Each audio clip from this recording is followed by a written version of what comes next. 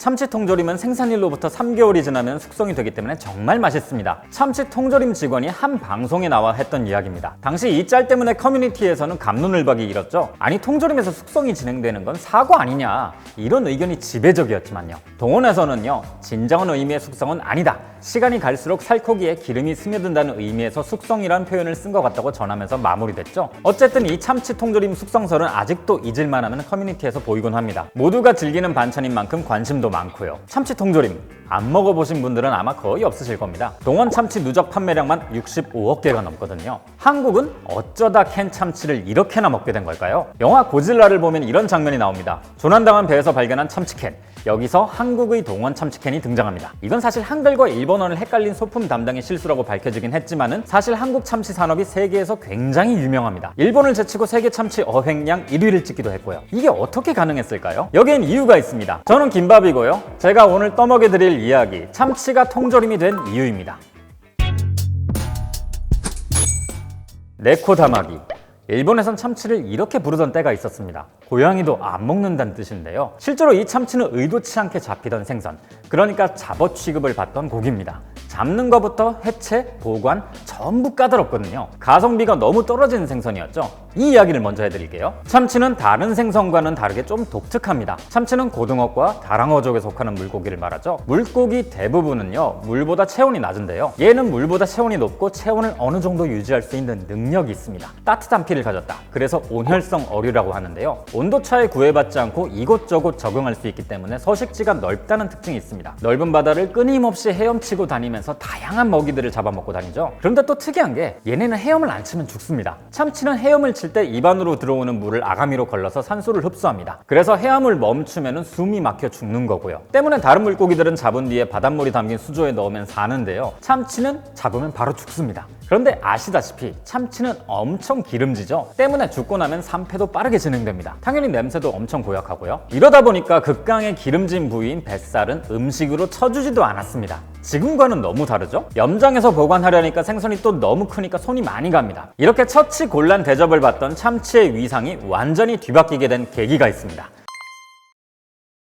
예상하셨겠지만요, 통조림 때문입니다. 사실 참치가 통조림에 들어간 것도 정어리의 대체품이었지만요, 자, 19세기 중반부터 통조림 기술이 어마어마하게 발전합니다. 이젠 염장이 아닌 통조림으로 생선을 보관하게 됐어요. 그 중에서도 인기 있었던 게 바로 정어리 통조림입니다. 이게 미국과 유럽으로 크게 확산되고 있었고요. 이렇게 매일 정어리를 잡아대다 보니 이 정어리가 잡히지 않는 지경까지 왔어요. 당시 잘 나가던 미국 샌디에고의 정어리 통조림 업자 엘버트 하프웨일이 고민에 빠집니다. 정어리 대신 통조림을 채울 수 있는 게 뭐가 있을까? 이때 눈에 띈 게 참치였다고 해요. 당시 샌디에고 앞바다는 세계적인 정어리 어장이었는데요, 참치가 이 정어리를 밥으로 먹기 때문에 정어리 어장에서도 참치가 간간히 잡혔거든요. 이걸 정어리 대체용으로 한번 써볼까 싶어서 익혀 먹어봤는데 생각보다 괜찮은 거죠. 와, 이걸 여태 안 먹었단 말이야? 1907년 익힌 참치살의 기름을 최대한 뺀 다음에 면실류를 채운 최초의 참치캔이 나옵니다. 이제 이걸 팔아야 하는데요, 문제는 사람들이 이 음식의 정체를 모른다는 거였어요. 근데 이게 초대박이 납니다. 이유가 뭘까요? 우선 처음부터 시작해야 하니 이름이 굉장히 중요하겠죠. 하프힐이 고민하다가 이런 이름을 붙입니다. 치킨 오브 더 씨, 바다의 닭고기라는 거죠. 색도 맛도 얼추 비슷하니까 이렇게 하면 친근하긴 하잖아요. 가격도 저렴한데 맛도 괜찮고 또 오래 보관할 수도 있습니다. 게다가 해산물이라는 점이 미국인들 취향 저격을 제대로 했죠. 등장 첫 해에 250상자를 생산했는데요, 7년 뒤인 1914년에는 무려 40만 상자를 생산했어요. 정어리를 많이 잡는 바람에 정어리가 사라진 것처럼 캘리포니아 앞바다의 참치 씨가 마릅니다. 이때부터 참치를 잡기 위해 태평양이나 멕시코만까지 나가게 됐고요. 아시는 것처럼 이때 가장 크게 활약을 했던 곳이 바로 일본이었어요. 그러면요, 갑자기 일본은 왜 등장했을까요? 일본도 원래 참치를 즐기진 않았는데요, 미국의 참치 통조림 붐을 보고 있자니 이게 돈이 될 것 같았던 겁니다. 일본에서도 참치가 잘 잡히긴 했거든요. 2차 대전 이후에 일본에서 참치 원양업이 엄청나게 중요한 산업으로 떠오르게 됩니다. 잡은 참치를 미국 참치 제조사에 납품하면서 달러를 번 거죠. 우리나라 사람들이 이걸 유심히 봅니다. 우리나라도 삼면이 바다니까 가능할 것 같았던 거죠. 당시 국내에는 제대로 된 수출 산업이 없었는데요, 달러를 벌어오려면 뭔가를 팔아야 하긴 하겠는데 뭘 팔지? 이러던 차에 딱 일본이 참치 원양어업을 보게 된 겁니다. 미국으로부터 공여받은 250톤짜리 어선 진함 1호를 끌고 원양어업에 나서게 됩니다. 진함, 남쪽으로 뱃머리를 돌려서 부를 건져오라 이런 뜻이라고 해요. 그만큼 참치는 그 당시 부의 상징이었던 거죠. 1957년 인도양으로 첫 시험어업을 나갔다가 3달 만에 참치 10톤을 싣고 옵니다. 여기서 가능성을 본 뒤에 본격적으로 남태평양으로 나가 고기를 잡기 시작한 거죠. 이땐 1년 3개월 동안 150톤의 참치를 잡았고요. 참고로 이때 배에 무급 실습 항해사로 탔던 사람이 바로 동원그룹의 창업자인 김재철 전 회장이라고 하죠. 아무튼 이때부터 미국 수출용 참치잡이 원양어선 붐이 불게 됩니다. 원양어업을 나가려면 당연히 원양어선이 필요하겠죠. 그런데 당시 국내에는 그런 대단한 배가 없었어요. 진함 1호도 사실 미국에서 그냥 준 배잖아요. 배를 만들 돈도 없었고요. 이때 미국 참치 통조림 회사인 벤캠프가 한국에 슬쩍 접근합니다. 우리가 배랑 돈을 빌려줄 테니까 당신들은 참치로 갚아달라. 벤캠프가 자선사업을 한 건 아니고요. 진짜 속내는 일본 원양어업인들과 경쟁을 붙여서 참치 매입가를 낮추기 위해서였지만 우리 입장에서는 어쨌든 큰 기회였거든요. 달러도 벌고 배도 받을 수 있으니 손해보는 장사는 아니라고 생각했던 겁니다. 이러면서 달러를 조금씩 벌기 시작했습니다. 그런데 일본은 당시 경제 성장이 본격화되면서 임금이 막 오를 때였고 또 배 타는 일이 워낙 고되다 보니까 젊은 노동자들이 이 일을 기피하기 시작했어요. 그러면서 참치 산업이 사양 산업화되고 있었고요. 일본이 이렇게 슬슬 빠져주니까 우리나라는 금세 일본과 비슷한 수준으로 성장하게 됩니다. 1966년 우리나라 총 수출액이 4억 5,500만 달러인데요. 이 중 참치 수출액으로 번 돈이 1,550만 달러였어요. 전체 수출의 3% 정도인 건데 이 정도면 어마어마한 산업인 거죠. 원양어선 타면 큰 돈 번다는 얘기가 바로 이때 나온 거고요. 유럽과 미국에서 참치 통조림 소비가 늘어난 것도 있지만 일본에서 본격적으로 참치를 요리해 먹기 시작했거든요. 급속 냉동 기술이 등장하면서 참치를 오래 보관할 방법도 생겼고요. 참치 뱃살이 귀한 대접을 받은 게 바로 이때부터입니다. 아무튼 이렇게 일본에 참치를 수출하면서 참치 원양어업은 갈수록 호황기를 누리게 됐죠. 자, 그런데 70년대부터 우리나라 참치어업에도 위기가 옵니다. 우선 원양어업에서 일본이 사라지고 그 자리를 대만이 채웠어요. 미국의 참치 통조림 업계가 한국을 지원한 것처럼 대만을 지원하기 시작했거든요. 그리고 70년대 후반 미국과 소련을 중심으로 경제 수역 분쟁이 일어납니다. 이전에는요 다른 나라의 영해만 침범하지 않으면 어업이 가능했는데요. 이때부터는 해당 연안 국가의 허락도 받아야 되고 또 이용료도 내야 되기 시작하면서 비용이 오르기 시작한 거죠. 또 일본이 돌연 우리나라 참치를 받지 않겠다고 선언해버립니다. 일본이 참치 어업이 점점 힘을 잃어가니까 일본 정부가 참치 어가를 위한 보호 정책을 내놓은 거죠. 뿐만 아니라 일본 항구에 우리나라 배는 대주도 못하게 했고요. 이러니 옛날처럼 참치를 쉽게 잡지도 팔지도 못하게 됩니다. 당시 우리나라는요 참치 어업에서 세계적인 규모를 갖춘 상황이었어요. 대표적인 게 동원산업 같은 것이죠. 김재철 전 회장이 69년에 독립한 이후에 10여 년 만에 참치 어획량으로 전 세계 1위를 차지한 기업이 되거든요. 참치업에 신기술이 등장하면 바로바로 들이와서 참치를 싸그리 몰아잡았었고요.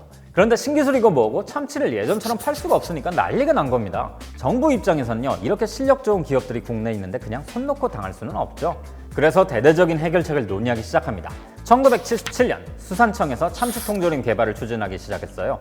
그리고 1978년 원양 참치의 국내 판매를 허용하게 됩니다. 그 이전까지는 국내 판매가 금지됐었거든요. 왜냐? 귀한 달러를 벌어들이는 자원이었으니까요. 하지만 상황이 이렇게 되니 허용한 겁니다. 79년에는요. 백화점 식품 코너에 냉동 참치가 등장하면서 드디어 국내 소비자들도 참치를 먹을 수 있게 됐죠. 물론 비싼 데다가 익숙하지 않으니까 잘 팔리진 않았다고 합니다. 그래서 원양어업협회에서는요 이 참치 소비를 부추겨보려고 정부 부처 기획실장들을 초청해서 참치 시식회도 했다고 해요.